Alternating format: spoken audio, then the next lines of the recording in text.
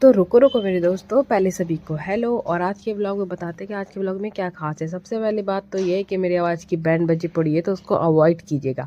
तो जैसे कि आप सभी को पता है कि हम गए थे वैष्णो देवी, तो वहाँ से आने के बाद मैंने सोचा था कि कन्या पूजन करूँगी। तो वहाँ से आने के बाद हो गई थी तबीयत खराब सी, तो फिर मन ही नहीं किया कन्या जमाई का कि कैसे करूँ। लेकिन जैसे तैसे करके तबीयत ठीक हुई और हमने कन्या जमाई, क्योंकि कहते हैं जब आप यात्रा करके आते हो तो आपकी यात्रा तभी संपूर्ण होती है जब आप थोड़ा कन्या जमाई वमाई कर देते हो।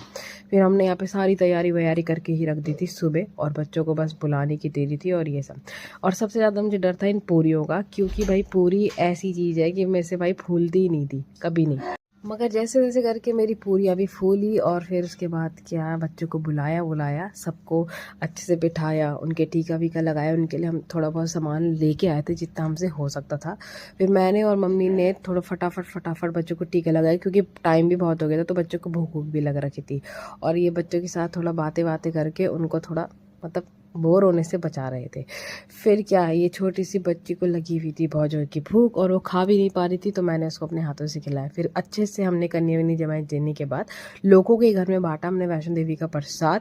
तो इतना प्रसाद नहीं था लाया हुआ, लेकिन जैसे जैसे थोड़ा थोड़ा करके हमने बांट दिया था। फिर उसके बाद ये मेरे पीछे पड़ गया कि तूने खा नहीं रखा है, ले खा खा खा। तो इन्होंने बना रखा था जूस, तो हमने पिया जूस, और यही था हमारा दिन। और आप लोग फॉलो लाइक करना ना भूलिएगा। बाय।